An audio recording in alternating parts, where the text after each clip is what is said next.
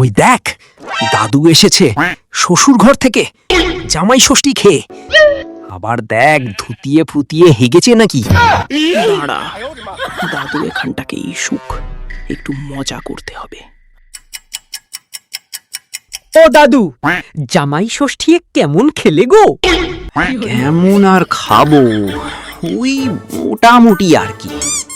বলছি দাদু, তাহলে পোঁত দিয়ে গলেছে কবার? এই শালারা আমার পোঁত দিয়ে গলেছে না গলেনি, তোদেরকে কি বলেছে রে? হ্যাঁ শালারা, মারা কেটে পড়বে। দাঁড়া দাঁড়া, যাচ্ছ কোথায়? দাঁড়া, বলে দিচ্ছি, দেখাচ্ছি তোদের মজা।